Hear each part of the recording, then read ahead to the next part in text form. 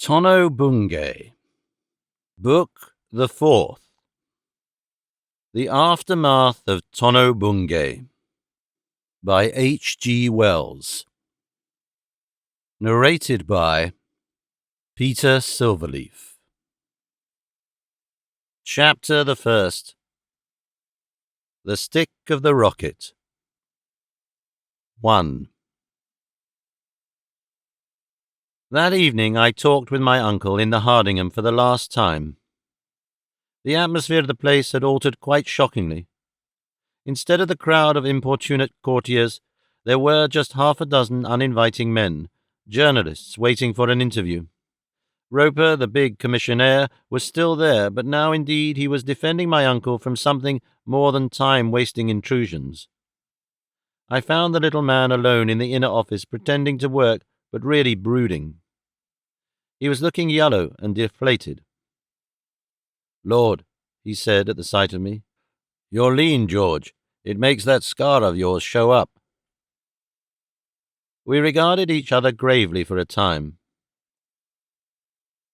"Quap," I said, "is at the bottom of the Atlantic. There's some bills, but we've got to pay the men."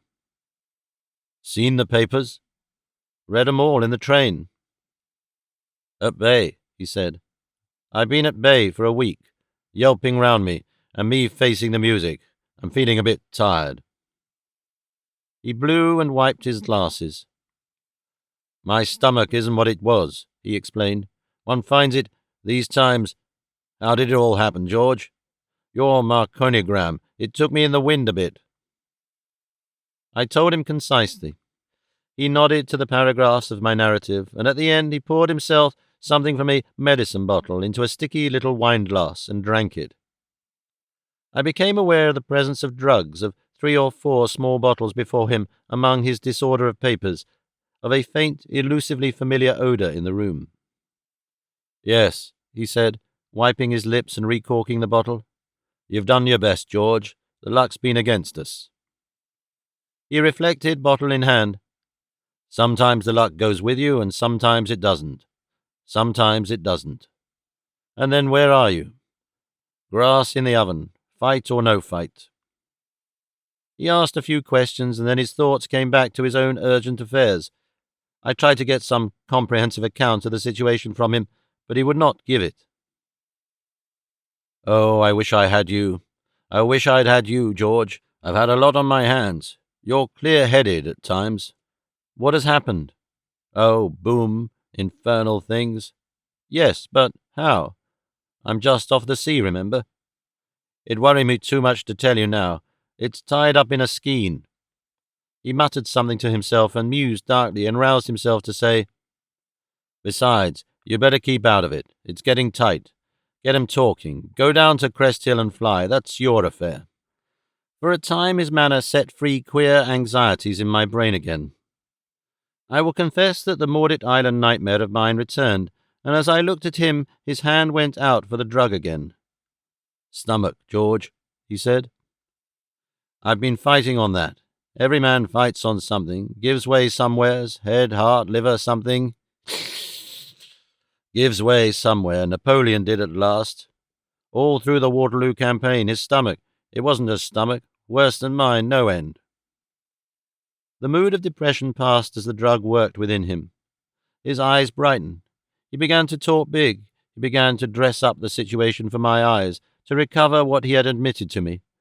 He put it as a retreat from Russia. There were still the chances of Leipzig. "It's a battle, George, a big fight. We're fighting for millions. I've still chances. There's still a card or so. I can't tell all my plans, like speaking on the stroke."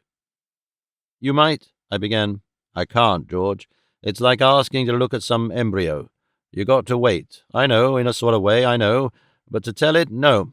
You've been away so long, and everything's got complicated." My perception of disastrous entanglements deepened with the rise of his spirits. It was evident that I could only help to tie him up in whatever net was weaving round his mind by forcing questions and explanations upon him. My thoughts flew off at another angle. "How's Aunt Susan?" said I. I had to repeat the question. His busy whispering lips stopped for a moment, and he answered in the note of one who repeats a formula. She'd like to be in the battle with me. She'd like to be here in London, but there's corners I got to turn alone." His eye rested for a moment on the little bottle beside him. "And things have happened." "You might go down now and talk to her," he said, in a directer voice. "I shall be down tomorrow night, I think." He looked up as though he hoped that would end our talk. "For the weekend?" I asked. "For the weekend. Thank God for weekends, George."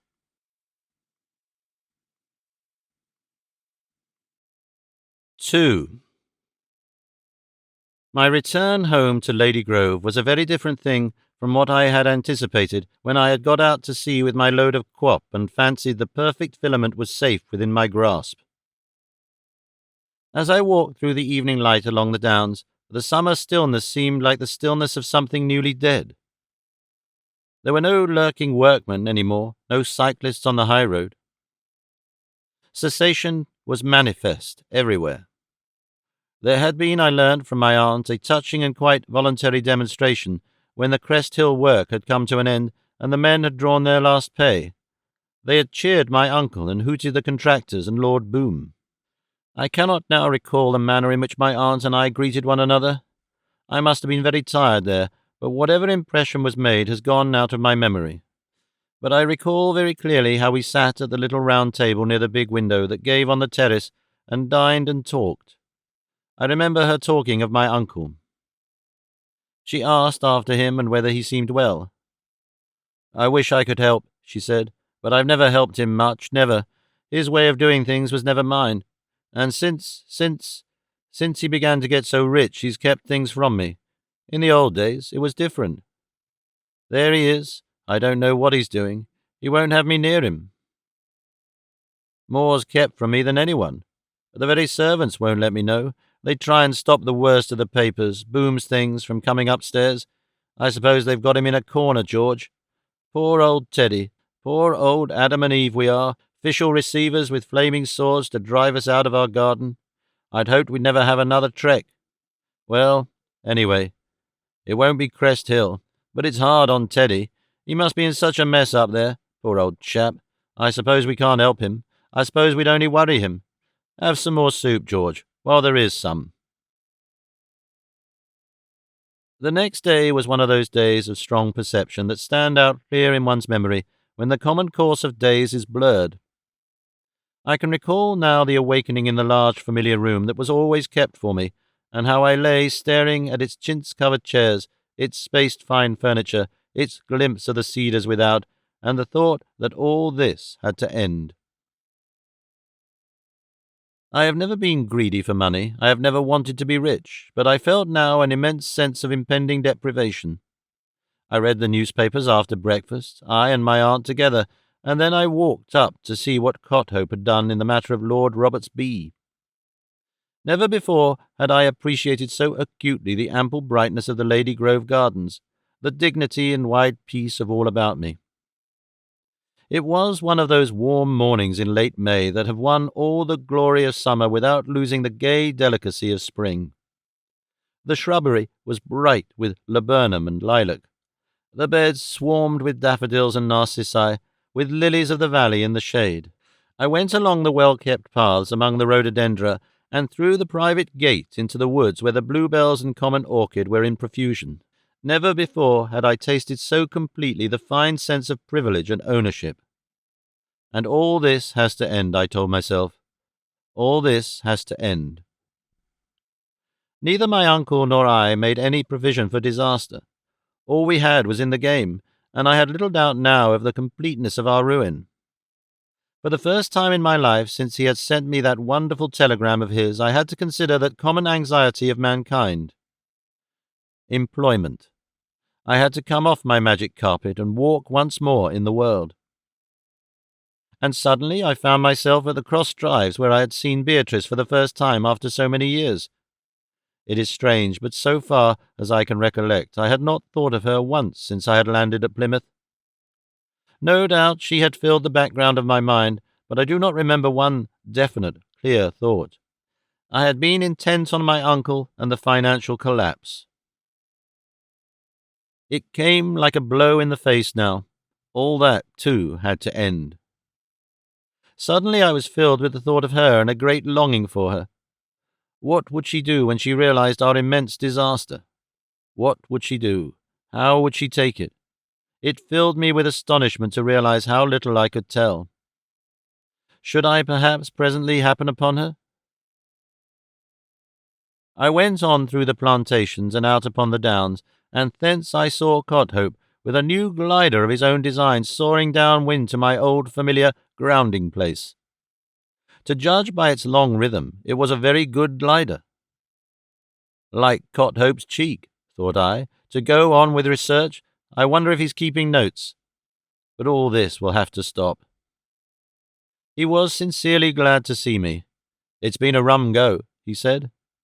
He had been there without wages for a month, a man forgotten in the rush of events. I just stuck on and did what I could with the stuff. I got a bit of money of my own, and I said to myself, well, here you are with the gear and no one to look after you. You won't get such a chance again, my boy, not in all your born days. Why not make what you can with it? How's Lord Roberts B? Cothope lifted his eyebrows. I've had to refrain, he said, but he's looking very handsome. Gods, I said, I'd like to get him up just once before we smash. You read the papers? You know we're going to smash. Oh, I read the papers. It's scandalous, sir. Such work as ours should depend on things like that. You and I ought to be under the state, sir, if you'll excuse me. Nothing to excuse, I said. I've always been a socialist, of a sort, in theory. Let's go and have a look at him. How is he? Deflated? Just about a quarter full. That last oil glaze of yours holds the gas something beautiful. He's not lost a cubic metre a week. Cothope returned to socialism as we went toward the sheds. Glad to think you're a socialist, sir, he said. It's the only civilized state. I've been a socialist some years, off the Clarion. It's a rotten scramble, this world. It takes the things we make and invent, and it plays the silly fool with them. We scientific people will have to take things over and stop all this financing and advertisement and that. It's too silly. It's a nuisance. Look at us. Lord Roberts B, even in his partially deflated condition in his shed, was a fine thing to stare up at. I stood side by side with Cothope regarding him, and it was borne in upon me more acutely than ever that all this had to end. I had a feeling just like the feeling of a boy who wants to do wrong, that I would use up the stuff while I had it before the creditors descended. I had a queer fancy, too, I remember, that if I could get into the air, it would advertise my return to Beatrice. We'll fill her, I said concisely. It's all ready, said Cothope, and added, as an afterthought, unless they've cut off the gas. I worked and interested myself with Cothope all the morning, and for a time forgot my other troubles. But the thought of Beatrice flooded me slowly and steadily. It became an unintelligent, sick longing to see her. I felt that I could not wait for the filling of Lord Robertsby, that I must hunt her up and see her soon. I got everything forward and lunched with Cothope, and then with the feeblest excuses left him in order to prowl down through the woods towards Bedley Corner. I became a prey to wretched hesitations and diffidence. Ought I to go near her now? I asked myself, reviewing all the social abasements of my early years. At last, about 5, I called at the Dower House. I was greeted by their Charlotte with a forbidding eye and a cold astonishment. Both Beatrice and Lady Osprey were out. There came into my head some prowling dream of meeting her. I went along the lane towards Woking, the lane down which we had walked 5 months ago in the wind and rain.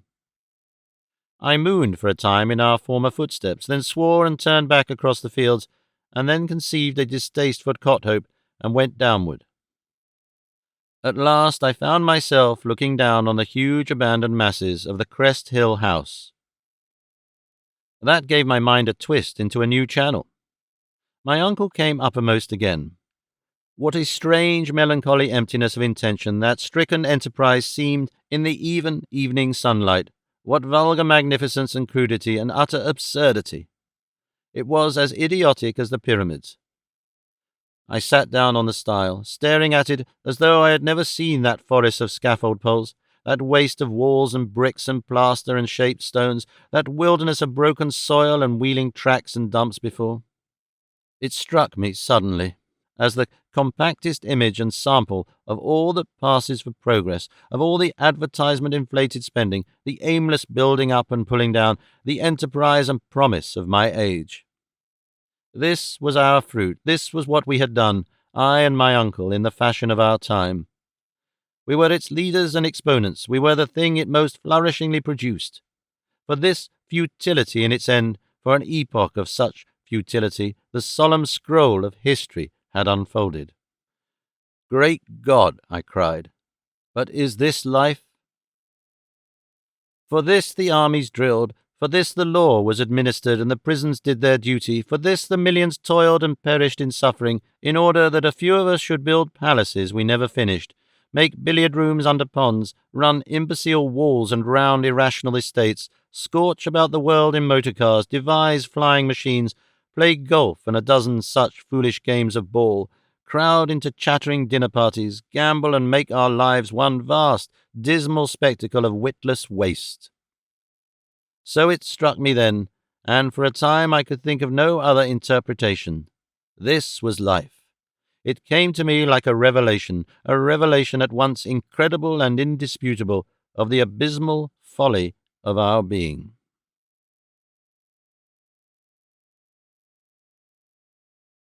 3. I was roused from such thoughts by the sound of footsteps behind me. I turned, half hopeful, so foolish is a lover's imagination, and stopped, amazed. It was my uncle. His face was white as I had seen it in my dream. "Hello," I said, and stared. "Why aren't you in London?" "It's all up," he said. "Adjudicated?" "No."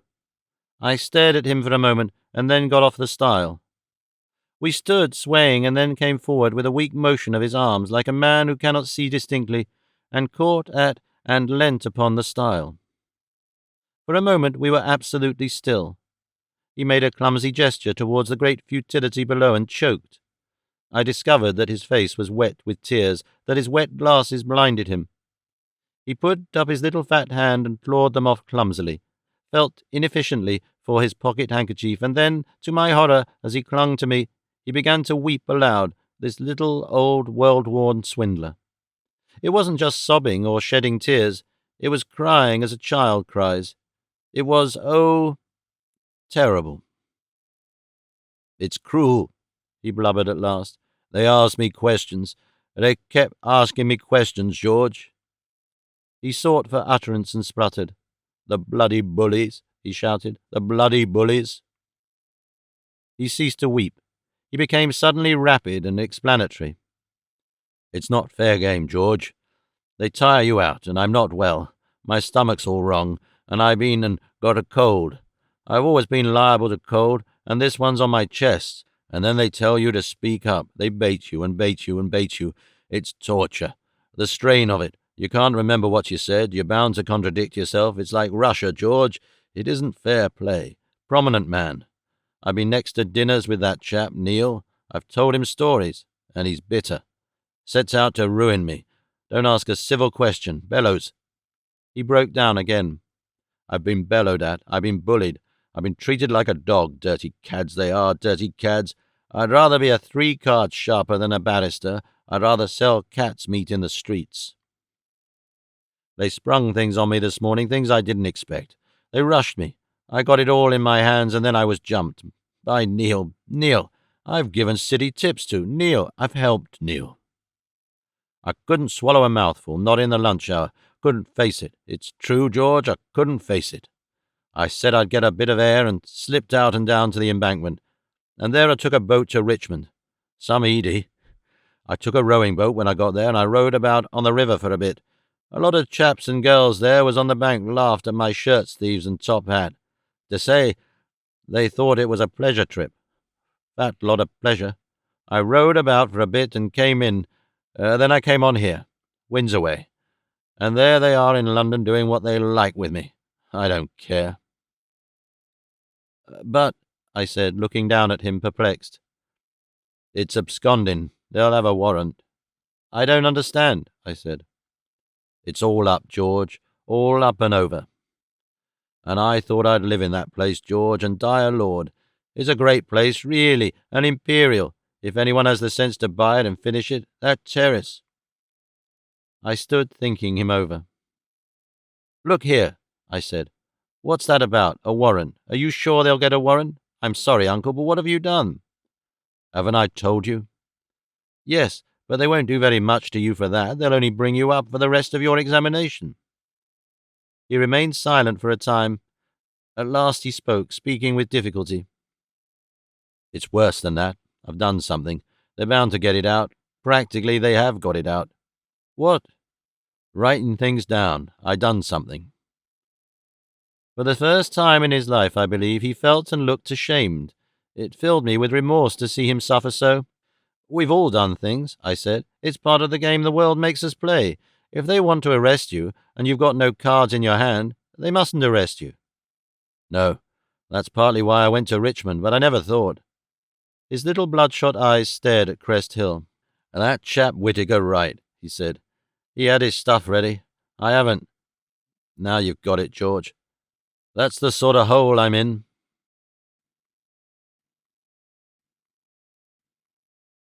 4. That memory of my uncle at the gate is very clear and full. I am able to recall even the undertow of my thoughts while he was speaking.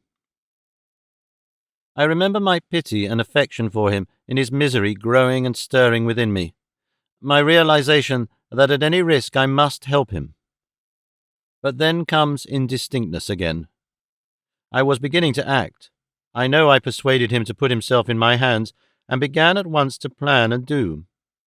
I think that when we act most we remember least, that just in the measure of that impulse of our impressions translates itself into schemes and movements. It ceases to record itself in memories. I know I resolved to get him away at once and to use the Lord Roberts Bee in effecting that. It was clear he was soon to be a hunted man, and it seemed to me already unsafe for him to try the ordinary continental routes in his flight.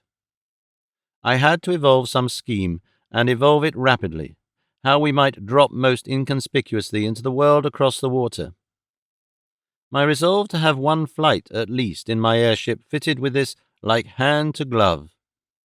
It seemed to me we might be able to cross over the water in the night, set our airship to drift, and turn up as pedestrian tourists in Normandy or Brittany, and so get away.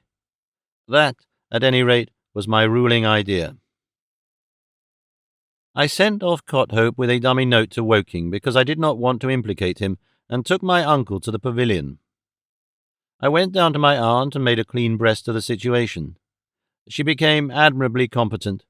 We went into his dressing-room and ruthlessly broke his locks. I got a pair of brown boots, a tweed suit and a cap of his, and indeed a plausible walking outfit, and a little game bag for his pedestrian gear, and, in addition, a big motoring overcoat and a supply of rugs to add to those I had at the pavilion. I also got a flask of brandy, and she made sandwiches. I don't remember any servants appearing, and I forget where she got those sandwiches.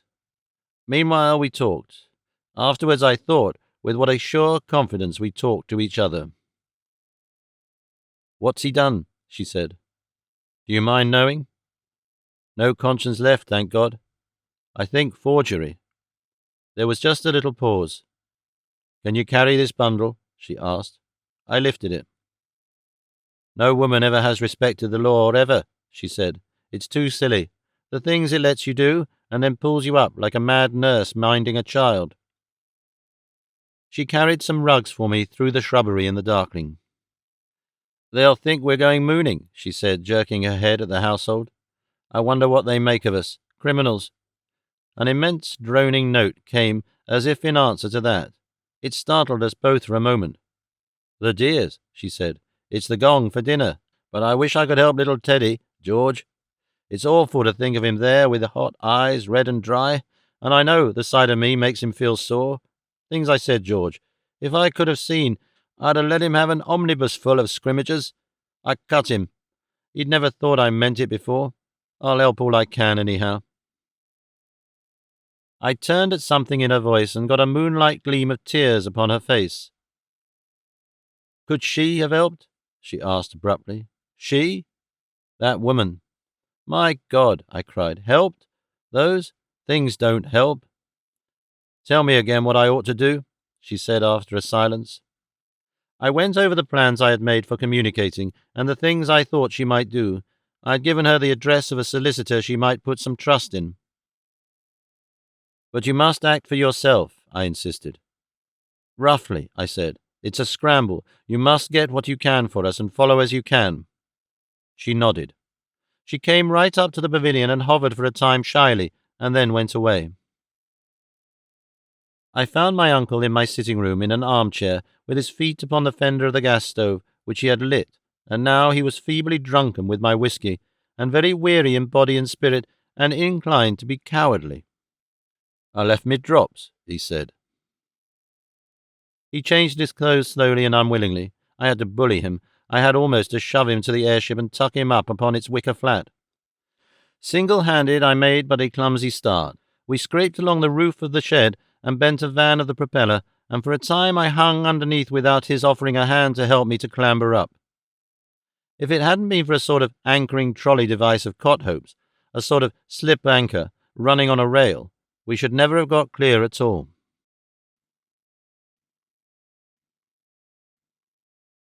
5. The incidents of our flight in Lord Roberts-B do not arrange themselves in any consecutive order. To think of that adventure is like dipping haphazard into an album of views. One is reminded first of this and then of that. We were both lying down on a horizontal plate of basket work, for Lord Roberts-B had none of the elegant accommodation of a balloon. I lay forward and my uncle behind me in such a position that he could see hardly anything of our flight. We were protected from rolling over simply by netting between the steel stays. It was impossible for us to stand up at all. We had either to lie or crawl on all fours over the basket work. Amidships were lockers made of Watson's All-Light material, and between these it was that I had put my uncle, wrapped in rugs. I wore sealskin motoring boots and gloves, and a motoring fur coat over my tweeds, and I controlled the engine by Bowden wires and levers forward. The early part of that night's experience was made up of warmth, of moonlit Surrey and Sussex landscape, and of a rapid and successful flight, ascending and swooping, and then ascending again southward. I could not watch the clouds because the airship overhung me. I could not see the stars nor gauge the meteorological happening, but it was fairly clear to me that a wind shifting between north and northeast was gathering strength, and after I had satisfied myself by a series of entirely successful expansions and contractions of the real airworthiness of Lord Roberts-B, I stopped the engine to save my petrol, and let the monster drift, checking its progress by the dim landscape below. My uncle lay quite still behind me, saying little and staring in front of me, and I was left to my own thoughts and sensations. My thoughts, whatever they were, have long since faded out of memory, and my sensations have merged into one continuous memory of an countryside lying, as it seemed, under snow, with square patches of dimness, white phantoms of roads, rents and pools of velvety blackness, and lamp-jewelled houses. I remember a train boring its way like a hastening caterpillar of fire across the landscape, and how distinctly I heard its clatter. Every town and street was buttoned with street lamps.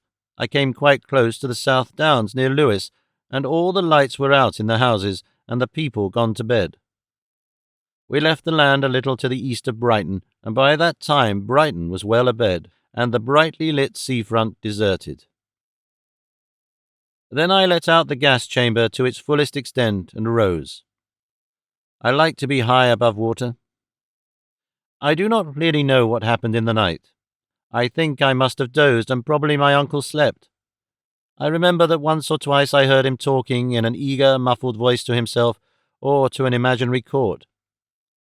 But there can be no doubt the wind changed right round into the east, and that we were carried far down the channel without any suspicion of the immense leeway we were making. I remember the kind of stupid perplexity with which I saw the dawn breaking over a grey waste of water below, and realized that something was wrong. I was so stupid that it was only after the sunrise I really noticed the trend of the foam caps below, and perceived we were in a severe easterly gale. Even then, instead of heading southeasterly, I set the engine going, headed south, and so continued a course that must needs have either just hit Ushant or carry us over the Bay of Biscay. I thought I was east of Cherbourg when I was far to the west and stopped my engine in that belief, and then set it going again. I did actually sight the coast of Brittany in the southeast in the late afternoon, and that, it was, woke me up to the gravity of our position. I discovered it by accident in the southeast, when I was looking for it in the southwest. I turned about east and faced the wind for some time, and finding I had no chance in its teeth, went high, where it seemed less violent, and tried to make a course southeast. It was only then that I realized what a gale I was in. I had been going westward and perhaps even in gusts north of west, at a pace of 50 or 60 miles an hour. Then I began what I suppose would be called a fight against the east wind. One calls it a fight, but it was really almost as unlike a fight as plain sewing. The wind tried to drive me westwardly, and I tried to get as much as I could eastwardly, with the wind beating and rocking us irregularly, but by no means unbearably, for about 12 hours. My hope lay in the wind abating and our keeping in the air and eastward of Finisterre until it did, and the chief danger was the exhaustion of our petrol. It was a long and anxious and almost meditative time. We were fairly warm and only slowly getting hungry, and except that my uncle grumbled a little and produced some philosophical reflections, and began to fuss about having a temperature, we talked very little. I was tired and sulky, and chiefly worried about the engine. I had to resist a tendency to crawl back and look at it. I did not care to risk contracting our gas chamber for fear of losing gas. Nothing was less like a fight. I know that in popular magazines and so forth, all such occasions as this are depicted in terms of hysteria. Captains save their ships, engineers complete their bridges, generals conduct their battles in a state of dancing excitement, foaming recondite technicalities at the lips. I suppose that sort of thing works up the reader, but so far as it professes to represent reality, I am convinced it is all childish nonsense. Schoolboys of 15, girls of 18, and literary men all their lives may have these squealing fits, but my own experience is that most exciting scenes are not exciting, and most of the urgent moments in life are met by steady-headed men. Neither I nor my uncle spent the night in ejaculations, nor in humorous allusions, nor in any of these things. We remained lumpish. My uncle stuck in his place and grumbled about his stomach, and occasionally rambled off into expositions of his financial position and denunciations of Neil. He certainly struck out one or two good phrases for Neil, and I crawled about at rare intervals in a vague sort of way and grunted, and our basket work creaked continually, and the wind on our quarter made a sort of ruffled flapping in the wall of the gas chamber. For all our wraps, we got frightfully cold as the night wore on. I must have dozed, and it was still dark when I realized with a start that we were nearly due south of and a long way from a regularly flashing lighthouse, standing out before the glow of some great town, and then that the thing that had awakened me was the cessation of our engine, and that we were driving back to the west. Then, indeed, for a time I felt the grim thrill of life. I crawled forward to the cords of the release valves, made my uncle crawl forward too, and let out the gas until we were falling down through the air like a clumsy glider towards the vague greyness that was land. Something must have intervened here that I have forgotten. I saw the lights of Bordeaux when it was quite dark, and nebulous haze against black. Of that I am reasonably sure. But certainly our fall took place in the cold, uncertain light of early dawn. I am at least equally sure of that. And Mimizan, near where we dropped, is 50 miles from Bordeaux, whose harbour lights I must have seen. I remember coming down at last with a curious indifference and actually rousing myself to steer. But the actual coming to earth was exciting enough. I remember our prolonged dragging landfall and the difficulty I had to get clear, and how a gust of wind caught Lord Robertsby as my uncle stumbled away from the ropes and litter, and dropped me heavily and threw me onto my knees. Then came the realization that the monster was almost consciously disentangling itself for escape, and then the light leap of its rebound. The rope slipped out of reach of my hand. I remember running knee-deep in a salt pool in hopeless pursuit of the airship. As it dragged and rose seaward, and how, only after it had escaped my uttermost effort to recapture it, did I realize that this was quite the best thing that could have happened. It drove swiftly over the sandy dunes, lifting and falling, and was hidden by a clump of wind-bitten trees. Then it reappeared much further off and still receding. It soared for a time and sank slowly, and after that I saw it no more. I suppose it fell into the sea and got wetted with salt water, and heavy, and so became deflated and sank. It was never found, and there was never a report of anyone seeing it after it escaped from me.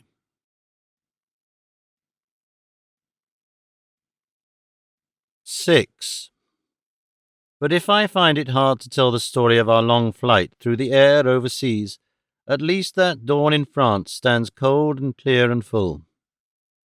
I see again, almost as if I saw once more with my bodily eyes, the ridges of sand rising behind ridges of sand, grey and cold and black-browed, with an insufficient grass. I feel again the clear, cold chill of dawn, and hear the distant barking of a dog. I find myself asking again, what shall we do now? And trying to scheme with brain, tired beyond measure. At first my uncle occupied my attention. He was shivering a good deal, and it was all I could do to resist my desire to get him into a comfortable bed at once. But I wanted to appear plausibly in this part of the world. I felt it would not do to turn up anywhere at dawn and rest. It would be altogether too conspicuous. We must rest until the day was well advanced, and then appear as road-stained pedestrians seeking a meal. I gave him most of what was left of the biscuits, emptied our flasks, and advised him to sleep, but at first it was too cold, albeit I wrapped the big fur rug around him. I was struck now by the flushed weariness of his face and the look of age the grey stubble on his unshaved chin gave him. He sat crumpled up, shivering and coughing, munching reluctantly but drinking eagerly and whimpering a little, a dreadfully pitiful figure to me. But we had to go through with it. There was no way out for us. Presently the sun rose over the pines, and the sand grew rapidly warm. My uncle had done eating and sat with his wrists resting on his knees, the most hopeless-looking of lost souls. "I'm ill," he said. "I'm damnably ill. I can feel it in my skin." Then, it was horrible to me, he cried. I ought to be in bed, instead of flying about. And suddenly he burst into tears. I stood up. "Go to sleep, man," I said, and took the rug from him and spread it out and rolled him up in it. "It's all very well," he protested. "I'm not young enough." "Lift up your head," I interrupted, and put his knapsack under it. "They'll catch us here just as much as in an inn," he grumbled, and then lay still. Presently, after a long time, I perceived he was asleep. His breath came with peculiar wheezings, and every now and again he would cough. I was very stiff and tired myself, and perhaps I dozed. I don't remember. I remember only sitting, as it seemed, nigh interminably beside him, too weary even to think in that sandy desolation. No one came near us, no creature, not even a dog. I roused myself at last, feeling that it was vain to seek to seem other than abnormal, and with an effort that was like lifting a sky of lead, we made our way through the wearisome sand to a farmhouse. There I feigned even a more insufficient French than I possessed naturally, and let it appear that we were pedestrians from Biarritz who had lost our way along the shore and got benighted. This explained us pretty well, I thought, and we got most heartening coffee and a cart to a little roadside station. My uncle grew more and more manifestly ill with every stage of our journey. I got him to Bayonne, where he refused at first to eat and was afterwards very sick, and then took him shivering and collapsed up a little branch line to a frontier place called Luzon-Gare.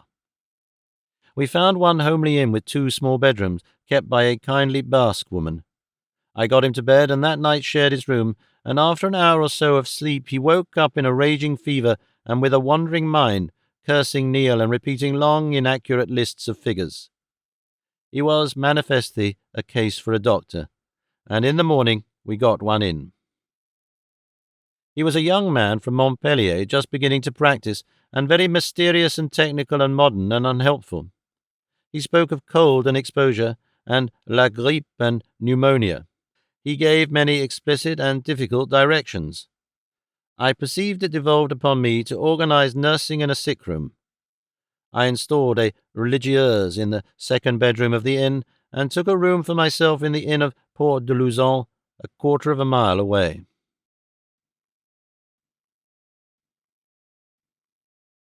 7. And now my story converges on what, in that queer corner of refuge out of the world, was destined to be my uncle's deathbed. There is a background of the Pyrenees, of blue hills and sunlit houses, of the old castle of Luzon and a noisy, cascading river, and for a foreground the dim, stuffy room whose windows both the religieuse and hostess conspired to shut, with its waxed floor, its four-poster bed, its characteristically French chairs and fireplace, its champagne bottles and dirty basins and used towels and packets of somatose on the table. And in the sickly air of the confined space, in behind the curtains of the bed, lay my uncle, with an effect of being enthroned and secluded, or sat up, or writhed and tossed in his last dealings of life. One went and drew back the edge of the curtains if one wanted to speak to him or look at him. Usually he was propped up against pillows, because so he breathed more easily. He slept hardly at all. I have a confused memory of vigils and mornings and afternoons spent by that bedside, and how the religieuse hovered about me, and how meek and good and inefficient she was, and how horribly black were her nails.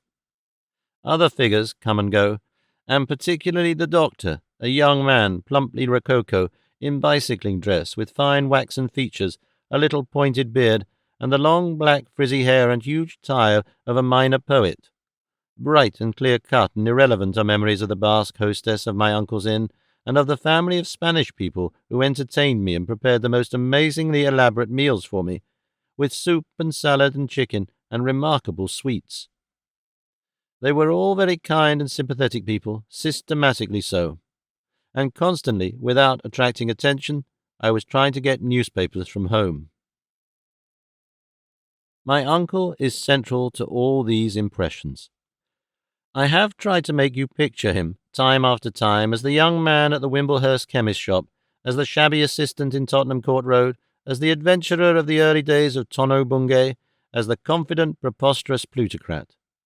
And now I have to tell of him strangely changed, under the shadow of oncoming death, with his skin lax and yellow, and glistening with sweat, his eyes large and glassy, his countenance unfamiliar through the growth of a beard, his nose pinched and thin. Never had he looked so small as now, and he talked to me in a whispering, strained voice of great issues, of why his life had been, and whither he was going. Poor little man! That last phase is, as it were, disconnected from all the other phases. It was as if he crawled out from the ruins of his career and looked about him before he died. For he had quite clear-minded states in the intervals of his delirium. He knew he was almost certainly dying. In a way, that took the burden of his cares off his mind. There was no more Neil to face, no more flights or evasions, no punishments. "It has been a great career, George," he said, "but I shall be glad to rest, glad to rest, glad to rest." His mind ran rather upon his career, and usually, I am glad to recall, with a note of satisfaction and approval. In his delirious phases, he would most often exaggerate this self-satisfaction, and talk of his splendours.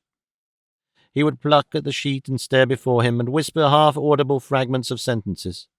"What is this place, these cloud-capped towers, these any pinnacles? Ilion, sky-pointing. Ilion House, the residence of one of our great merchant princes. Terrace above terrace, reaching to the heavens. Kingdom Caesar never knew. A great poet, George.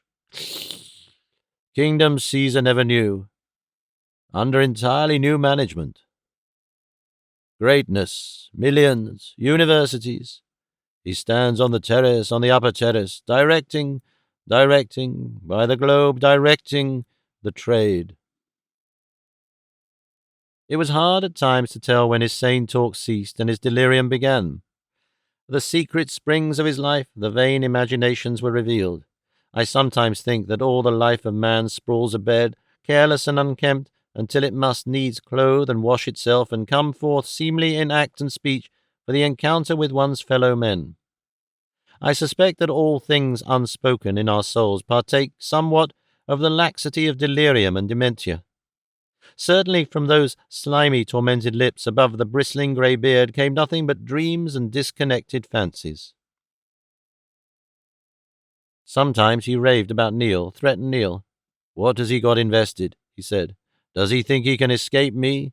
If I followed him up, ruin. Ruin. One would think I had taken his money." And sometimes he reverted to our airship flight. "It's too long, George, too long and too cold. I'm too old a man, too old for this sort of thing. You know you're not saving. You're killing me." Towards the end, it became evident our identity was discovered. I found the press, and especially Boom's section of it, had made a sort of hue and cry for us, sent special commissioners to hunt for us, and though none of these emissaries reached us until my uncle was dead, one felt the forewash of that storm of energy. The thing got into the popular French press. People became curious in their manner towards us, and a number of fresh faces appeared about the weak little struggle that went on in the closeness behind the curtains of the bed. The young doctor insisted on consultations, and a motor car came up from Biarritz, and suddenly odd people with questioning eyes began to poke in with inquiries and help. Though nothing was said, I could feel that we were no longer regarded as simple middle-class tourists. About me, as I went, I perceived, almost as though it trailed visibly, the prestige of finance and a criminal notoriety. Local personages of a plump and prosperous quality appeared in the inn making inquiries. The Luzon priest became helpful. People watched our window and stared at me as I went to and fro, and then we had a raid from a little English clergyman and his amiable, capable wife in severely Anglican blacks, who swooped down upon us like virtuous but resolute vultures from the adjacent village of Saint-Jean-de-Paulac. The clergyman was one of those odd types that oscillate between remote country towns in England and the conduct of English church services on mutual terms in enterprising hotels abroad, a tremulous, obstinate little being with sporadic hairs upon his face, spectacles, a red-button nose, and aged black raiment. He was evidently enormously impressed by my uncle's monetary greatness and by his own inkling of our identity, and he shone and brimmed over with tact and fussy helpfulness.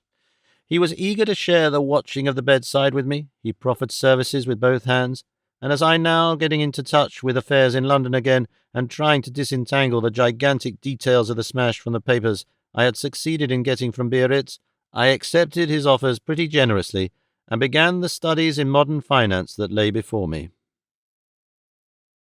I had got so out of touch with the old traditions of religion that I overlooked the manifest possibility of his attacking my poor sinking vestiges of an uncle with theological solicitudes.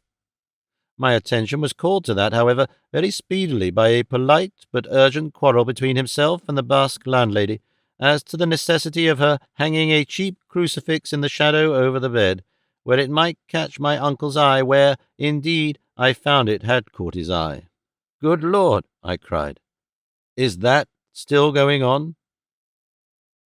That night the little clergyman watched, and in the small hours he raised a false alarm that my uncle was dying, and made an extraordinary fuss. He raised the house. I shall never forget that scene, I think, which began with a tapping at my bedroom door just after I had fallen asleep, and his voice, "If you want to see your uncle before he goes, you must come now." The stuffy little room was crowded when I reached it, and lit by 3 flickering candles. I felt that I was back in the 18th century.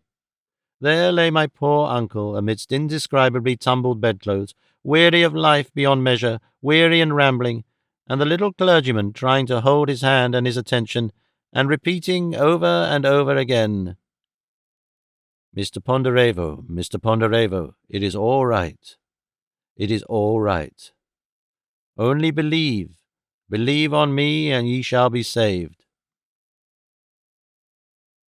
Close at hand was the doctor with one of those cruel and idiotic injection needles modern science puts in the hands of these half-educated young men, keeping my uncle flickeringly alive for no reason whatever. The religieurs hovered sleepily in the background with an overdue and neglected dose. In addition, the landlady had not only got up herself, but roused an aged crone of a mother and a partially imbecile husband, and there was also a fattish, stolid man in grey alpaca with an air of importance. Who he was and how he got there, I don't know. I rather fancy the doctor explained him to me in French I did not understand. And they were all there, wearily nocturnal, hastily and carelessly dressed, intent upon the life that flickered and sank, making a public and curious show of its going, queer shapes of human beings lit by 3 uncertain candles, and every soul of them keenly and avidly resolved to be in at the death. The doctor stood, the others were all sitting on chairs the landlady had brought in and arranged for them, and my uncle spoilt the climax, and did not die. I replaced the little clergyman on the chair by the bedside, and he hovered about the room. "I think," he whispered to me mysteriously as he gave place to me, "I believe it is well with him." I heard him trying to render the stock phrases of Low Church piety into French for the benefit of the stolid man in grey alpaca, and then he knocked a glass off the table and scrabbled for the fragments. From the first I doubted the theory of an immediate death.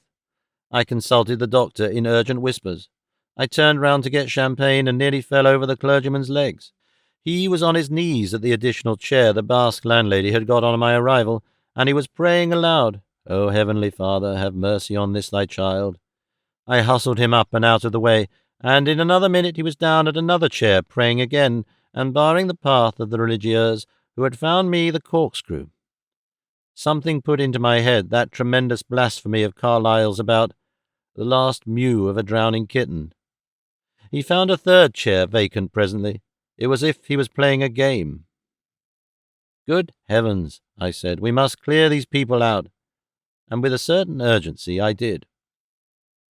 I had a temporary lapse of memory and forgot all my French. I drove them out mainly by gesture and opened the window to the universal horror. I intimated the death scene was postponed, and, as a matter of fact, my uncle did not die until the next night. I did not let the little clergyman near him again, and I was watchful for any sign that his mind had been troubled. But he made none. He talked once more about that parson chap. "Didn't bother you?" I asked. "Wanted something," he said. I kept silence, listening keenly to his mutterings. I understood him to say, "They wanted too much." His face puckered like a child's going to cry. "You can't get a safe 6%, he said. I had for a moment a wild suspicion that those urgent talks had not been altogether spiritual, but that, I think, was a quite unworthy and unjust suspicion. The little clergyman was as simple and honest as the day. My uncle was simply generalizing about his class. But it may have been these talks that set loose some long dormant string of ideas in my uncle's brain, ideas the things of this world had long suppressed and hidden altogether. Near the end he suddenly became clear-minded and lucid, albeit very weak, and his voice was little but clear. "George," he said. "I'm here," I said, "close beside you." "George, you've always been responsible for the science. George, you know better than I do. Is it proved?" "What proved?" "Either way." "I don't understand." "Death ends all. After such splendid beginnings, somewhere, something." I stared at him, amazed. His sunken eyes were very grave. "What do you expect?" I said in wonder. He would not answer. "Aspirations," he whispered. He fell into a broken monologue, regardless of me. "Trailing clouds of glory," he said. "First-rate poet, first-rate. George was always hard. Always."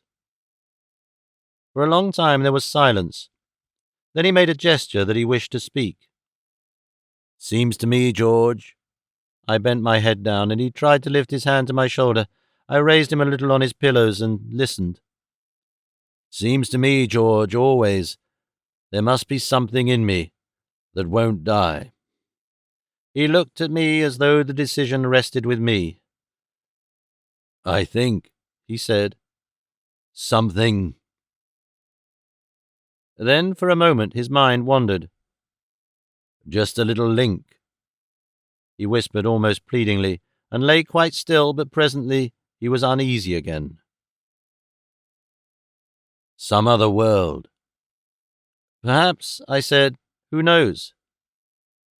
"Some other world." "Not the same scope for enterprise," I said. "No." He became silent.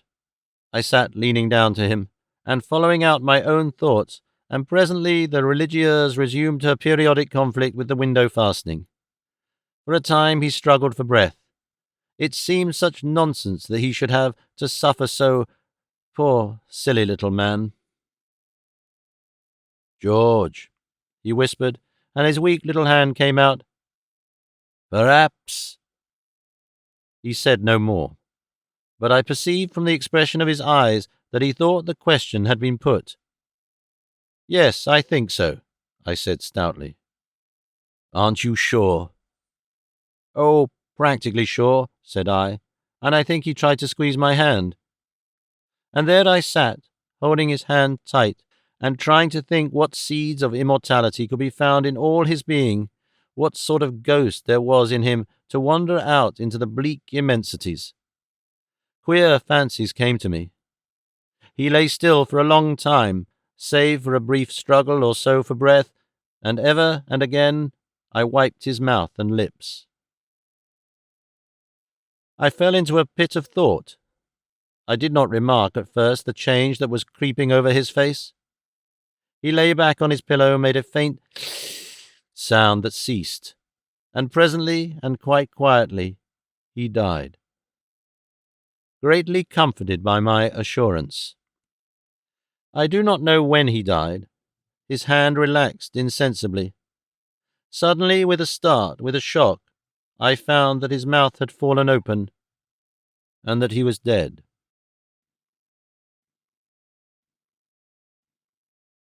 8. It was dark night when I left his deathbed, and went back to my own inn down the straggling streets of Luzon. That return to my inn sticks in my memory also as a thing apart, as an experience apart. Within was a subdued bustle of women, a flitting of lights, and the doing of petty offices to that queer, exhausted thing that had once been my active and urgent little uncle. For me, those offices were irksome and impertinent. I slammed the door and went out into the warm, foggy drizzle of the village street, lit by blurred specks of light in great voids of darkness, and never a soul abroad. That warm veil of fog produced an effect of vast seclusion. The very houses by the roadside peered through it as if from another world. The stillness of the night was marked by an occasional remote baying of dogs. All these people kept dogs because of the near neighborhood of the frontier. Death. It was one of those rare seasons of relief, when for a little time one walks a little outside of and beside life. I felt as I sometimes feel after the end of a play. I saw the whole business of my uncle's life as something familiar and completed. It was done, like a play one leaves, like a book one closes. I thought of the push and the promotions, the noise of London, the crowded various companies of people through which our lives had gone, the public meetings, the excitements, the dinners and disputations, and suddenly it appeared to me that none of these things existed. It came to me, like a discovery, that none of these things existed. Before and after I have thought and called life a phantasmagoria, but never have I felt its truth as I did that night. We had parted. We two, who had kept company so long, had parted. But there was, I knew, no end to him or me. He had died a dream death, and ended a dream. His pain dream was over. It seemed to me almost as though I had died too. What did it matter, since it was unreality? All of it, the pain and desire, the beginning and the end. There was no reality except this solitary road, this quite solitary road along which one went rather puzzled, rather tired. Part of the fog became a big mastiff that came towards me and stopped and slunk round me, growling, barked gruffly, and shortly and presently became fog again. My mind swayed back to the ancient beliefs and fears of our race. My doubts and disbeliefs slipped from me like a loosely fitting garment.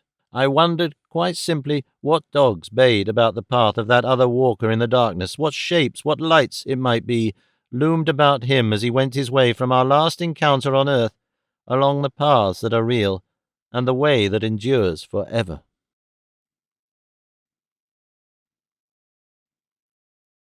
9.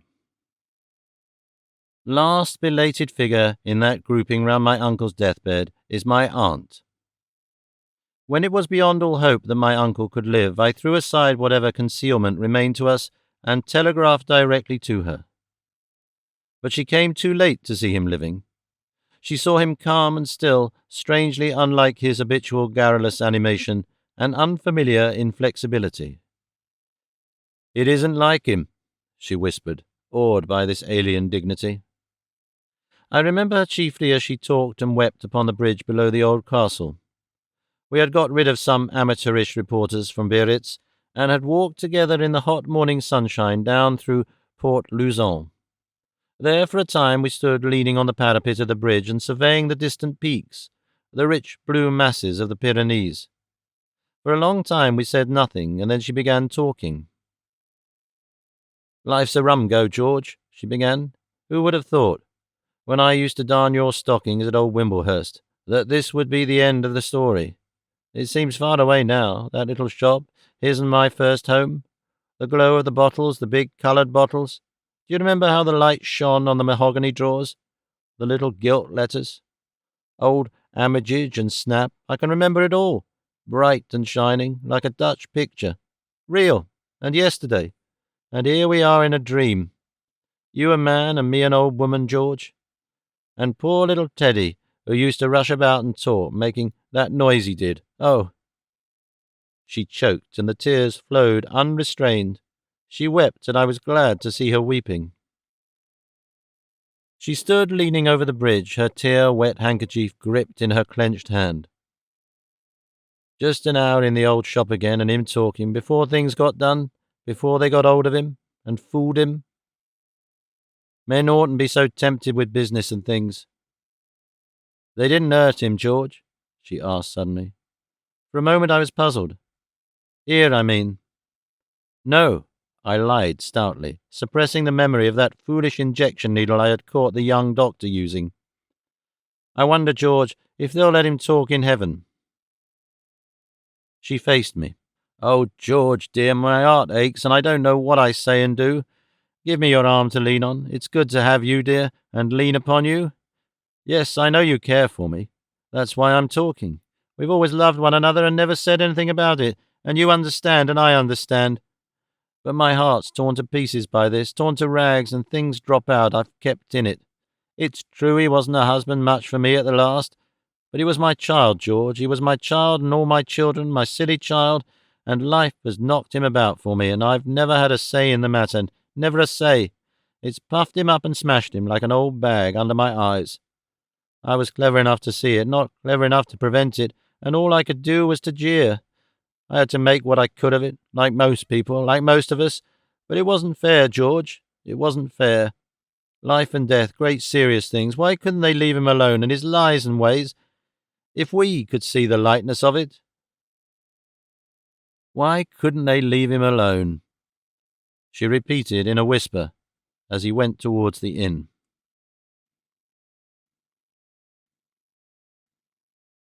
Chapter the 2nd. Love Among the Wreckage. 1. When I came back, I found that my share in the escape and death of my uncle had made me for a time a notorious and even popular character. For 2 weeks I was kept in London facing the music, as he would have said, and making things easy for my aunt, and I still marvel at the consideration with which the world treated me. For now it was open and manifest that I and my uncle were no more than specimens of a modern species of brigand, wasting the savings of the public out of the sheer wantonness of enterprise. I think that in a way his death produced a reaction in my favour and my flight, of which some particulars now appeared stuck in the popular imagination. It seemed a more daring and difficult feat than it was, and I couldn't very well write to the papers to sustain my private estimate. There can be little doubt that men infinitely prefer the appearance of dash and enterprise to simple honesty.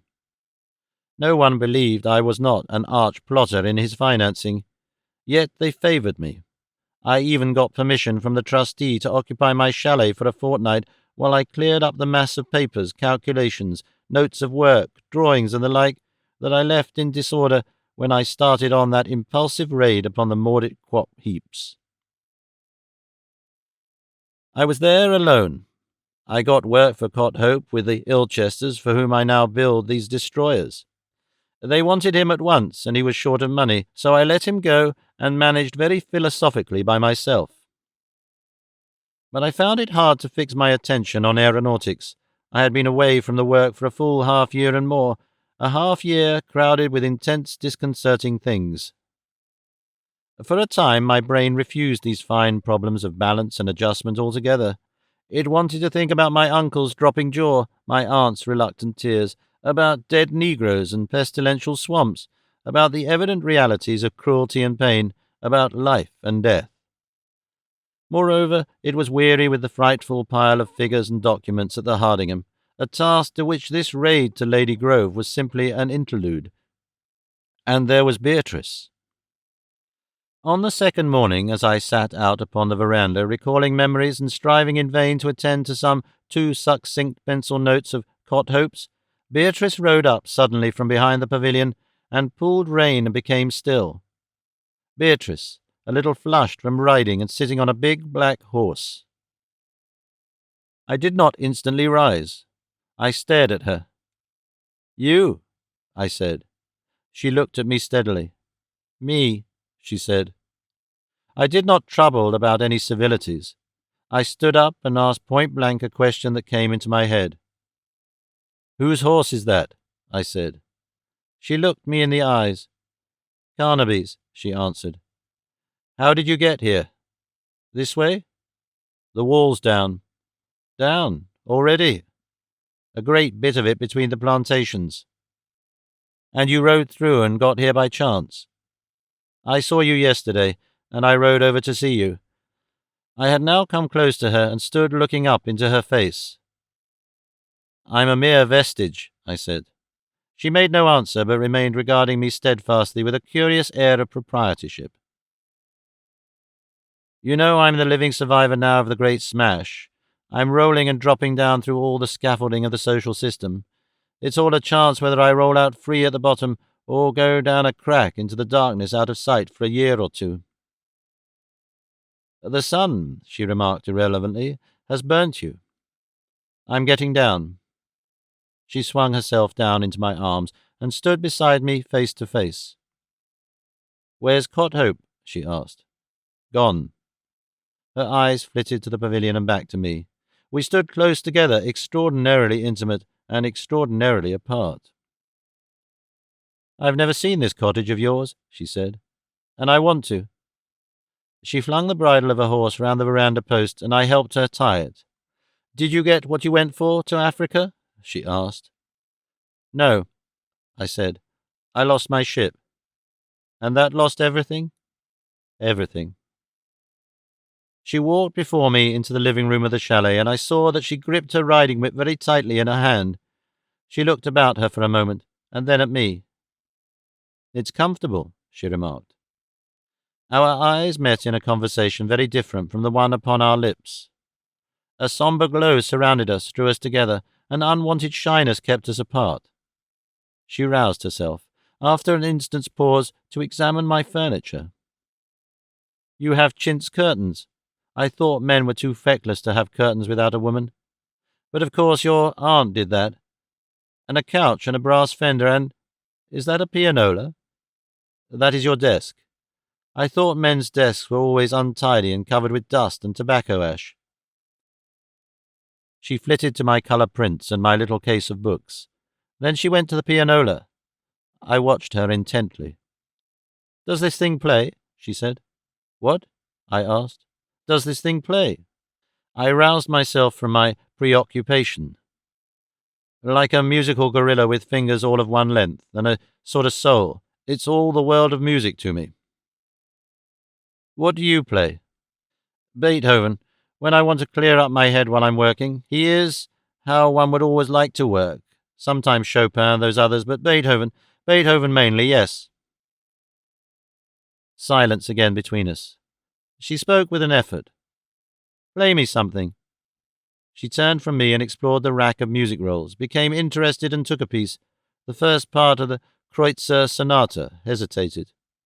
"No," she said, "that." She gave me Brahms' Second Concerto, Opus 58, and curled up on the sofa, watching me as I set myself slowly to play. "I say," she said when I had done, "that's fine. I didn't know those things could play like that. I'm all astir."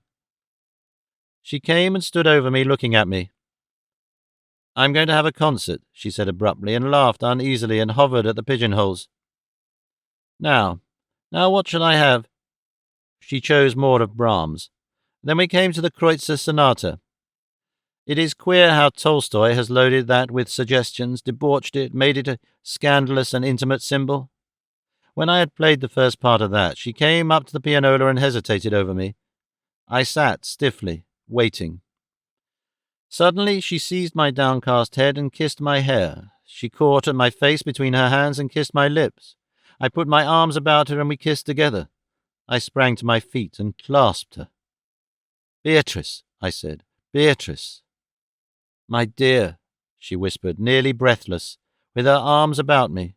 "Oh, my dear."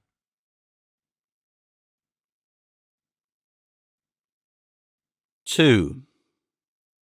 Love, like everything else in this immense process of social disorganization in which we live, is a thing adrift, a fruitless thing broken away from its connections.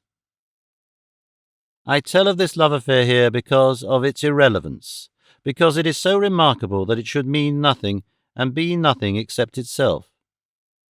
It glows in my memory like some bright casual flower starting up amidst the debris of a catastrophe. For nearly a fortnight we two met and made love together. Once more this mighty passion that our aimless civilization has fettered and maimed and sterilized and debased gripped me and filled me with passionate delights and solemn joys that were all, futile and purposeless. Once more I had the persuasion, this matters, nothing else matters so much as this. We were both infinitely grave in such happiness as we had. I do not remember any laughter at all between us. 12 days it lasted, from that encounter in my chalet until our parting. Except at the end, there were days of supreme summer, and there was a waxing moon. We met recklessly, day by day. We were so intent upon each other at first, so intent upon expressing ourselves to each other and getting at each other, that we troubled very little about the appearance of our relationship. We met almost openly. We talked of 10,000 things, and of ourselves. We loved. We made love. There is no prose of mine that can tell of hours transfigured. The facts are nothing. Everything we touched, the meanest things, became glorious. How can I render bare tenderness and delight and mutual possession? I sit here at my desk, thinking of untellable things. I have come to know so much of love that I know now what love might be. We loved, scarred and stained. We parted, basely and inevitably, but at least I met love. I remember as we sat in a Canadian canoe, in a reedy bush-mast shallow we had discovered operating out of that pine-shaded Woking Canal, how she fell talking of the things that happened to her before she met me again. She told me things, and they so joined and welded together other things that lay disconnected in my memory that it seemed to me I had always known what she told me.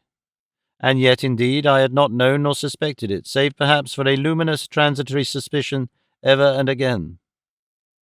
She made me see how life had shaped her. She told me of her girlhood after I had known her. We were poor and pretending and managing. We hacked about on visits and things. I ought to have married. The chances I had weren't particularly good chances. I didn't like 'em. She paused. Then Carnaby came along. I remained quite still. She spoke now with downcast eyes and one finger just touching the water. One gets bored beyond redemption. One does about to these huge, expensive houses, I suppose. The scale's immense. One makes oneself useful to the other women and agreeable to the men. One has to dress. One has food and exercise and leisure. It's the leisure and the space and the blank opportunity it seems a sin not to fill. Carnaby isn't like the other men. He's bigger. They go about making love. Everybody's making love. I did. And I don't do things by halves. She stopped. You knew? She asked, looking up quite steadily. I nodded. Since when? Those last days. It doesn't seem to matter, really. I was a little surprised. She looked at me quietly. Cothope knew, she said. By instinct, I could feel it. I suppose, I began. Once this would have mattered immensely now. Nothing matters, she said, completing me. I felt I had to tell you. I wanted you to understand why I didn't marry you with both hands. I have loved you, she paused. Have loved you ever since the day I kissed you in the bracken. Only I forgot. And suddenly she dropped her face upon her hands and sobbed passionately. I forgot, she cried and became still. I dabbled my paddle in the water. Look here, I said. Forget again. Here am I, a ruined man. Marry me. She shook her head without looking up. We were still for a long time. Marry me, I whispered. She looked up, twined back a wisp of hair, and answered dispassionately. I wish I could. Anyhow, we have had this time. It has been a fine time, has it been, for you also? I haven't nudged you all I had to give.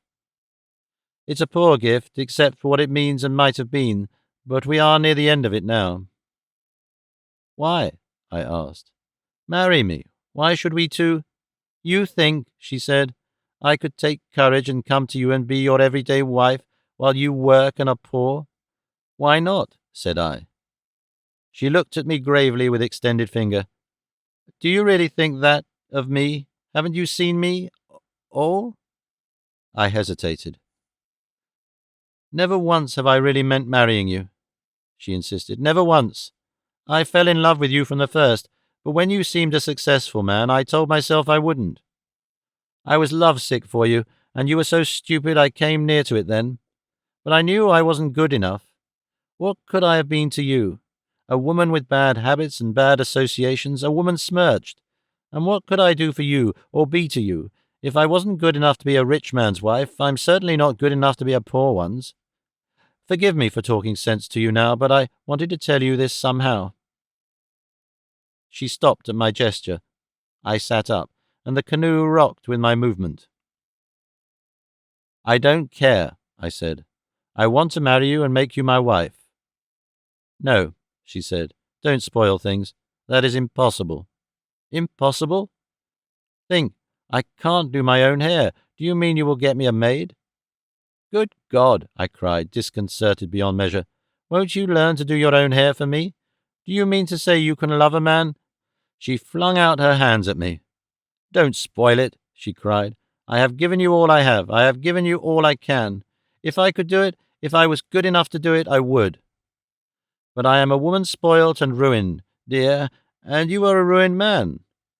When we are making love, we're lovers, but think of the gulf between us in habits and ways of thought, in will and training, when we are not making love. Think of it, and don't think of it. Don't think of it yet. We've snatched some hours. We still may have some hours.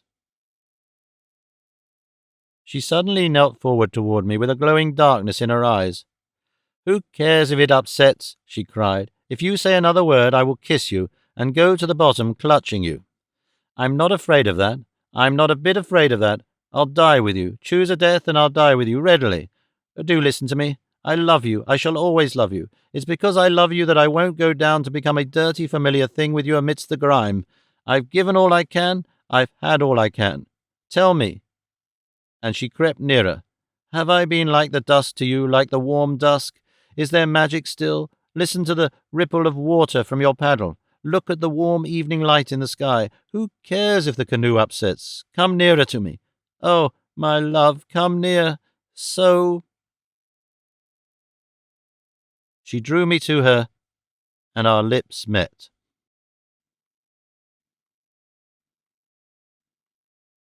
3.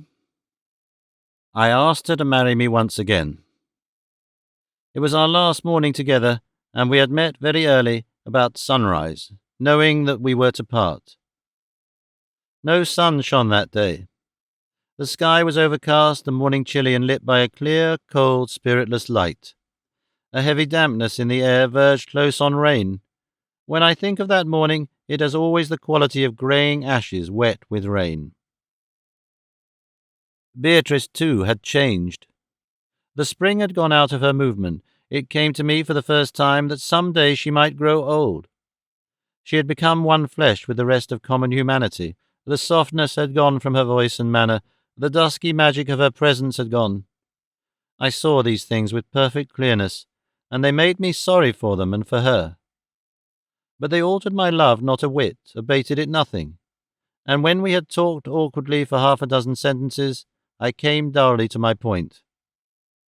"And now," I cried, "will you marry me?"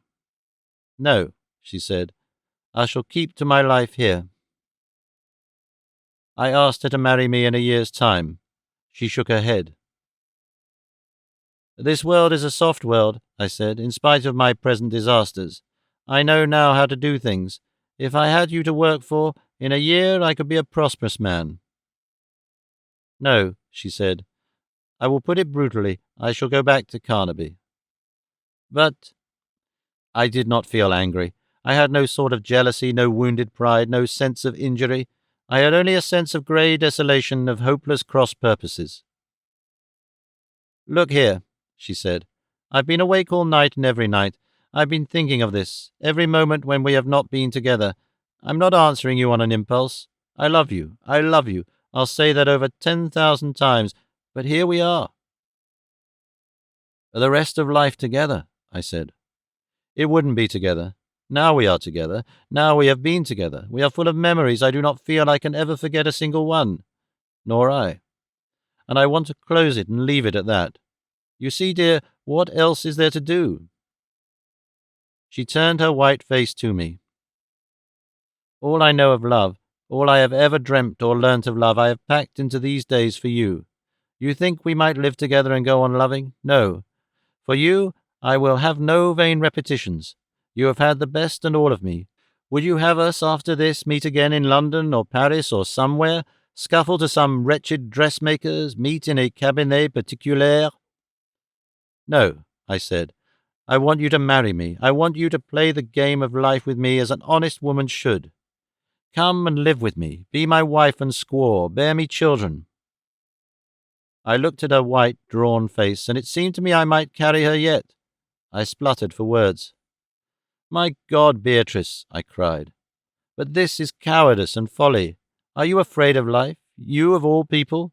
What does it matter what has been or what we were? Here we are with the world before us.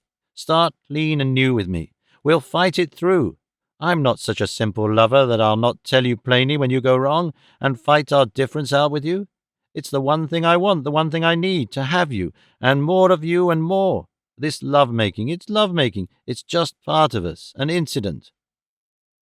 She shook her head and stopped me abruptly. "It's all," she said. "All?" I protested. "I'm wiser than you, wiser beyond words." She turned her eyes to me. They shone with tears. "I wouldn't have you say anything but what you're saying," she said. "But it's nonsense, dear. You know it's nonsense as you say it." I tried to keep up the heroic note, but she would not listen to it. "It's no good," she cried almost petulantly. "This little world has made us what we are. Don't you see what I am? I can make love and be loved prettily. Dear, don't blame me. I have given you all I have. If I had anything more, I have gone through it all over and over again, thought it out. This morning my head aches, my eyes ache. The light has gone out of me, and I'm a sick and tired woman, but I'm talking wisdom, bitter wisdom. I couldn't be any sort of helper to you, any sort of wife, any sort of mother. I'm spoilt. I'm spoilt by this rich, idle way of living, until every habit is wrong, every taste wrong. The world is wrong. People can be ruined by wealth just as much by poverty. Do you think I wouldn't face life with you if I could, if I wasn't absolutely certain I should be down and dragging in the first half mile of the journey? Here I am, damned, but I won't damn you. You know what I am, you know. You are too clear and simple not to know the truth. You try to romance and hector, but you know the truth. I'm a little cad, sold and done. My dear, you think I've been misbehaving, but all these days I've been on my best behavior. You don't understand, because you're a man. A woman, when she's spoiled, is spoiled. She's dirty in grain. She's done. She walked on, weeping. You're a fool to want me, she said. You're a fool to want me, for my sake just as much as yours. We've done all we can. It's just romancing. She dashed the tears from her eyes and turned upon me. Don't you understand? She challenged. Don't you know? We faced one another in silence for a moment. Yes, I said, I know. For a long time we spoke never a word, but walked on together, slowly and sorrowfully, reluctant to turn about towards our parting. When at last we did, she broke silence again. I've had you, she said. Heaven and hell, I said, can't alter that. I've wanted, she went on. I've talked to you in the nights and made up speeches. Now when I want to make them, I'm tongue-tied. But to me it's just as if the moments we have had lasted forever. Moods and states come and go. Today my light is out. To this day I cannot determine whether she said or whether I imagined she said, chloral. Perhaps a half-conscious diagnosis flashed it on my brain. Perhaps I am the victim of some perverse, imaginative freak of memory, some hinted possibility that scratched and seared. There the word stands in my memory, as if it were written in fire. We came to the door of Lady Osprey's garden at last, and it was beginning to drizzle. She held out her hands, and I took them. Yours, she said in a weary, unimpassioned voice, all that I had, such as it was. Will you forget? Never, I answered. Never a touch or a word of it? No. You will, she said. We looked at one another in silence, and her face full of fatigue and misery. What could I do? What was there to do? I wish, I said, and stopped. Goodbye.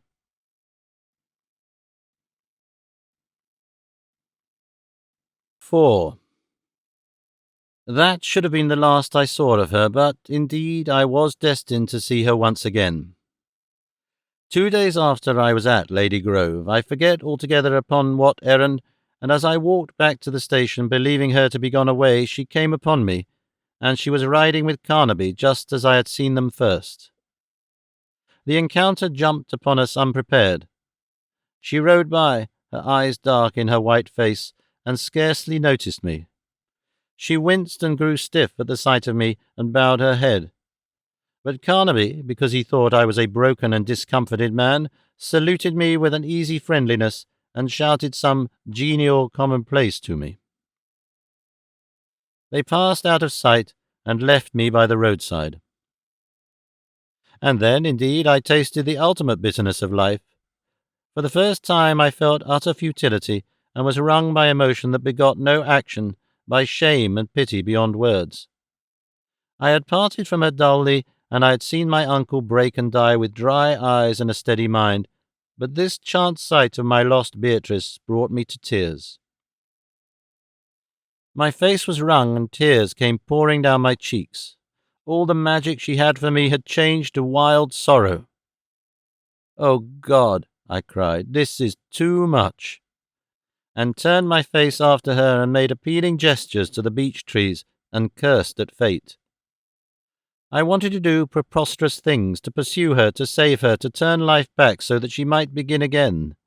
I wonder what would have happened had I overtaken them in pursuit, breathless at running, uttering incoherent words, weeping expostulatory. I came near to doing that.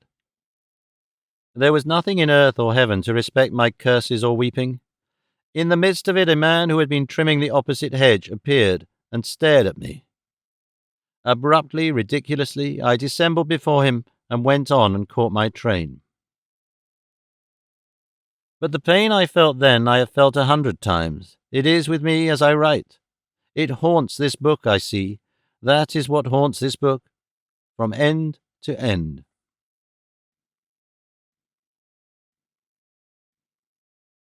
Chapter the 3rd. Night and the Open Sea. 1. I have tried throughout all this story to tell things as they happened to me. In the beginning, the sheets are still here on the table, grimy and dog's-eared and old-looking. I said I wanted to tell myself and the world in which I found myself, and I have done my best. But whether I have succeeded, I cannot imagine. All this writing is grey now and dead and trite and unmeaning to me. Some of it I know by heart. I am the last person to judge it. As I turn over the big pile of manuscript before me, certain things become clearer to me, and particularly the immense consequences of my experiences. It is, I see now that I have it all before me, a story of activity and urgency and sterility. I have called it Tono-Bungay, but I had far better have called it Waste. I have told of childless Marion, of my childless aunt, of Beatrice, wasted and wasteful and futile. What hope is there for a people whose women become fruitless? I think of all the energy I have given to vain things. I think of my industrious scheming with my uncle, of Crest Hill's vast cessation, of his resonant, strenuous career. 10,000 men have envied him and wished to live as he lived.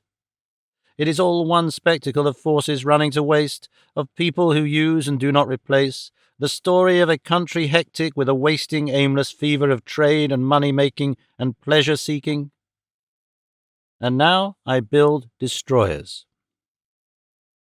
Other people may see this country in other terms. This is how I have seen it. In some early chapter in this heap, I compared all our present colour and abundance to October foliage before the frost nipped down the leaves. That, I still feel, was a good image. Perhaps I see wrongly. It may be I see decay all about me because I am, in a sense, decay. To others it may be a sense of achievement and construction, radiant with hope. I, too, have a sort of hope, but it is a remote hope, a hope that finds no promise in this empire or in any of the great things of our time. How they will look in history I do not know, how time and chance will prove them I cannot guess. That is how they have mirrored themselves on one contemporary mind.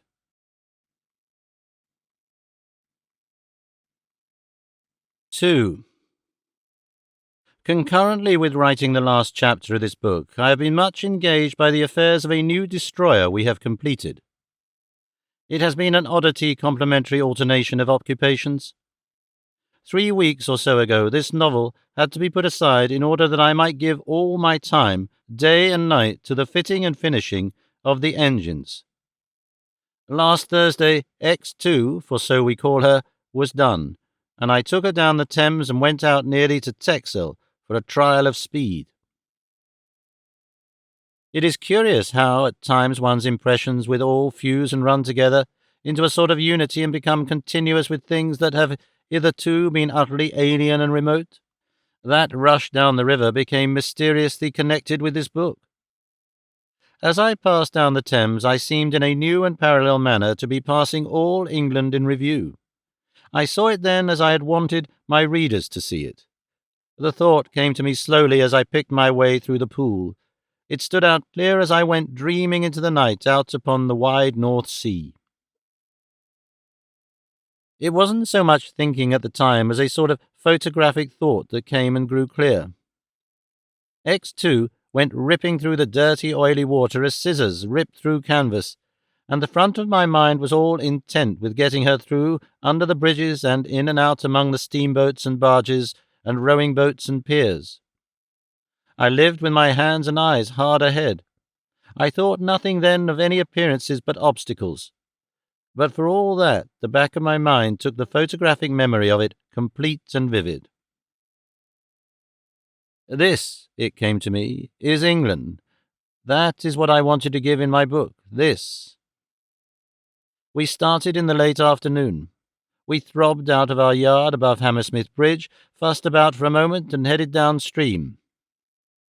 We came at an easy rush down Craven Reach, past Fulham and Hurlingham, past the long stretches of muddy meadow, and muddy suburb to Battersea and Chelsea, round the cape of tidy frontage that is Grosvenor Road and under Vauxhall Bridge, and Westminster opened before us.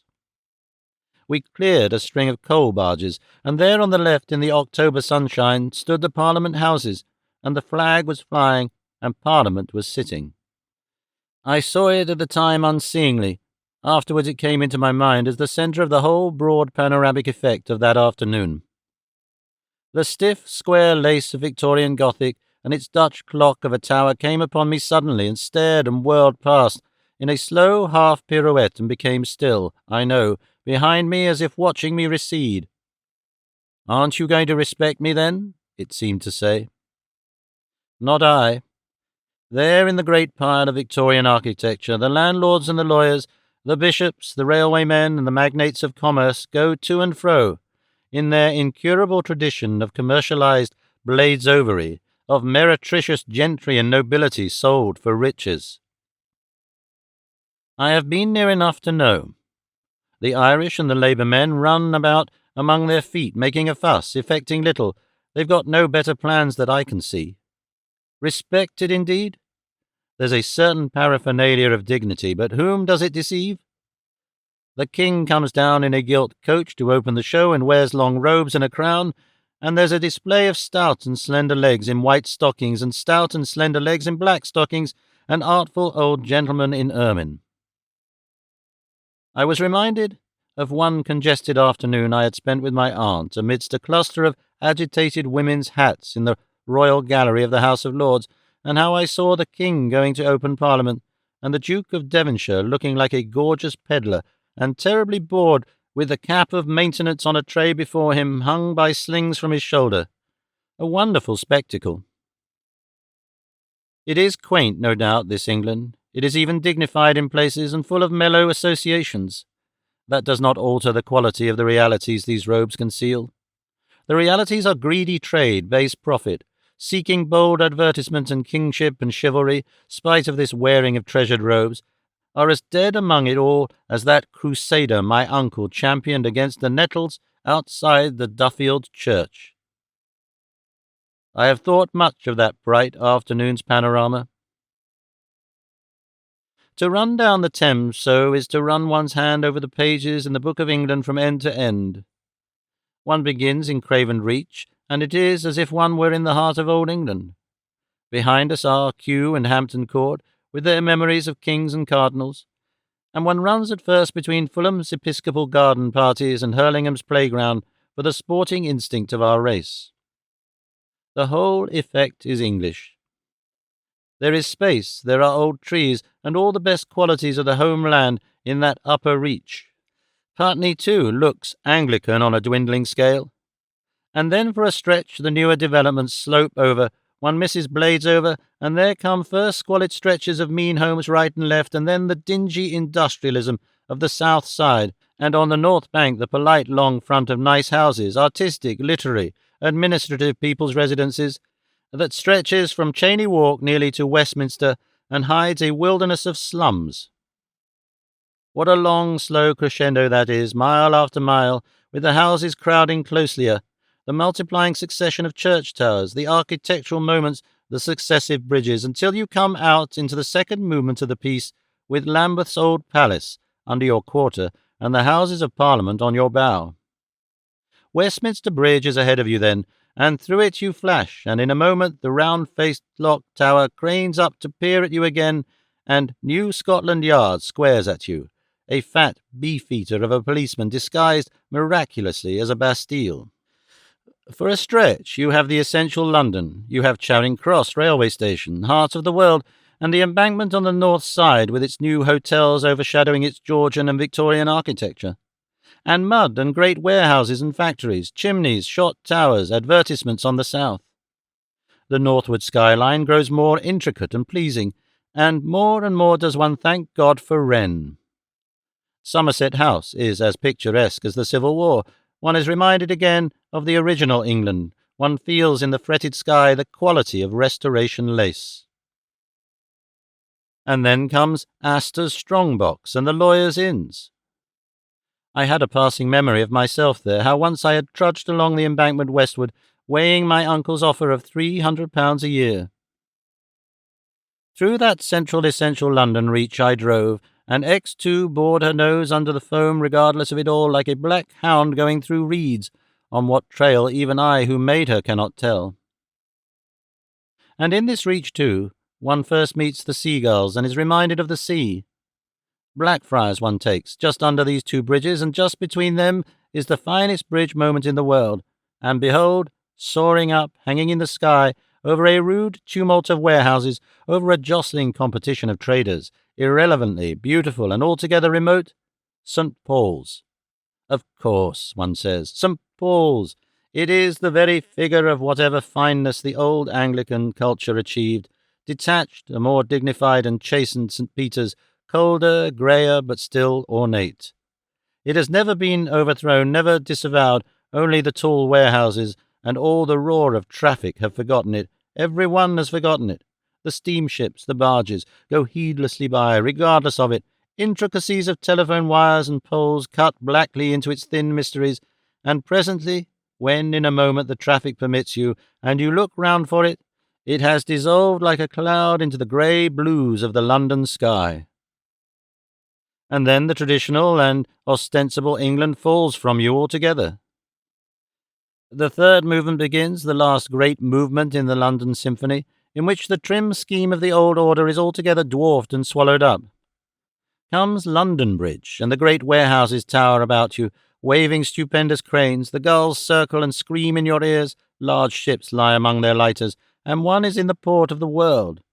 Again and again in this book I have written of England as a feudal scheme, overtaken by fatty degeneration and stupendous accidents of hypertrophy. For the last time I must strike that note as the memory of the dear, neat, little sunlit ancient Tower of London lying away in a gap among the warehouses comes back to me, that little accumulation of buildings so provincially pleasant and dignified, overshadowed by the vulgarest, most typical exploit of modern England, the sham Gothic casings to the iron work of the Tower Bridge. That Tower Bridge is the very balance and conformation of Westminster's dull pinnacles and tower. That sham Gothic bridge, in the very gates of our mother of change, the sea. But after that, one is in a world of accident and nature. For the third part of the panorama of London is beyond all law, order, and precedence. It is the seaport and the sea. One goes down the widening reaches through a monstrous variety of shipping, great steamers, great sailing ships, trailing the flags of all the world, a monstrous confusion of lighters, witches' conferences of brown-sailed barges, wallowing tugs, a tumultuous crowding and jostling of cranes and spars, and wharves and stores, and assertive inscriptions. Huge vistas of dock open right and left of one, and here and there beyond and amidst it all are church towers, little patches of indescribably old-fashioned and worn-out houses, riverside pubs and the like, vestiges of townships that were long since torn to fragments and submerged in these new growths. Amidst it all, no plan appears, no intention, no comprehensive desire. That is the very key of it all. Every day one feels that the pressure of commerce and traffic grew insensibly monstrous, and from the first this man made a wharf, and that erected a crane, and then this company set to work, and then that, and so they jostled together to make this unassimilable enormity of traffic. Through it we dodged and drove eager for the high seas. I remember how I laughed aloud at the glimpse of the name of a London County Council steamboat that ran across me.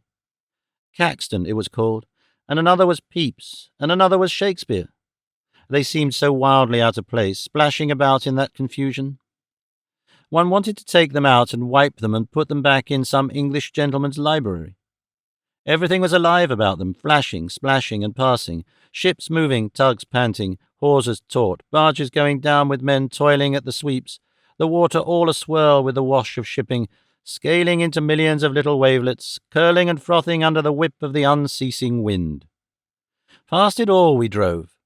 And at Greenwich, to the south, there stands a fine stone frontage where all the victories are recorded in a painted hall, and beside it is the ship, where once upon a time those gentlemen of Westminster used to have an annual dinner, before the Port of London got too much for them altogether. The old facade of the hospital was just warming to the sunset as we went by, and after that, right and left, the river opened. The sense of the sea increased and prevailed, reach after reach from North Fleet to the Nore. And out you come at last, with the sun behind you, into the eastern sea. You speed up and tear the oily water louder and faster. Siroo, Siroo, swish, Siroo, and the hills of Kent, over which I once fled from the Christian teachings of Nicodemus Frapp, fall away on the right hand and Essex on the left. They fall away and vanish into blue haze, and the tall, slow ships behind the tugs, scarce moving ships and wallowing sturdy tugs, are all wrought of wet gold as one goes frothing by. They stand out, bound on strange missions of life and death, to the killing of men in unfamiliar lands. And now behind us is blue mystery and the phantom flash of unseen lights, and presently even these are gone, and I and my destroyer tear out into the unknown across a great grey space. We tear into the great spaces of the future, and the turbines fall to talking in unfamiliar tongues. Out to the open we go, to windy freedom and trackless ways. Light after light goes down. England and the kingdom, Britain and the empire, the old prides and the old devotions, glide abeam, astern, sink down upon the horizon, pass, pass. The river passes, London passes, England passes.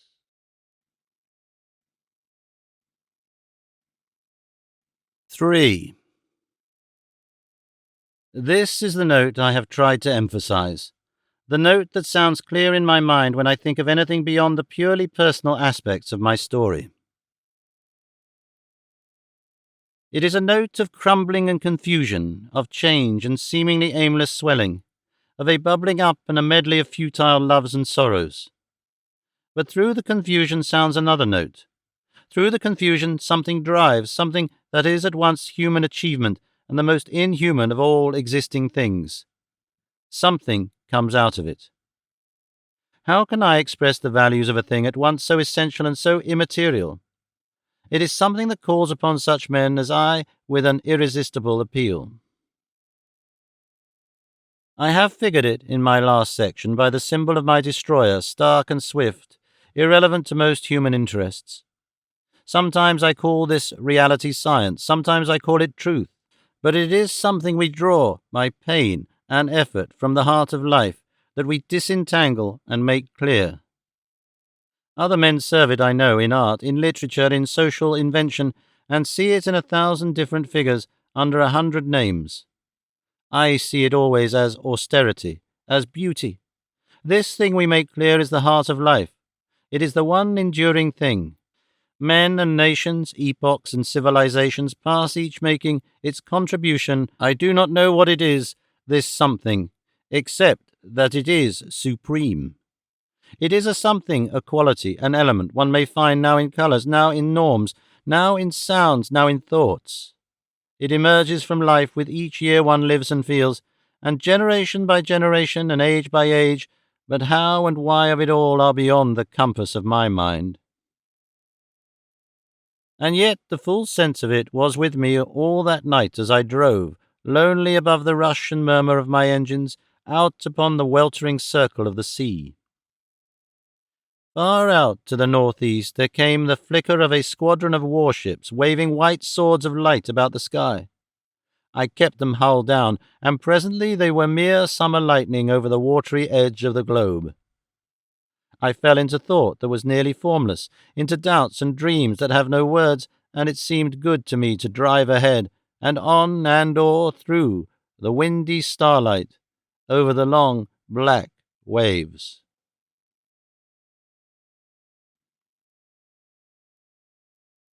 4. It was the morning and day before I returned with the 4 sick and starving journalists who had got permission to come with me up the shining river and past the old grey tower. I recall the back views of those journalists very distinctly, going with a certain damp weariness of movement along a side street away from the river. They were good men and bore me no malice, and they served me up to the public in turgid, degenerate Kiplingese as a modest button on the complacent stomach of the Empire. Though, as a matter of fact, X2 isn't intended for the Empire, or indeed for the hands of any European power. We offered it to our own people first, but they would have nothing to do with me, and I have long since ceased to trouble much about such questions. I have come to see myself from the outside, my country from the outside, without illusions. We make and pass.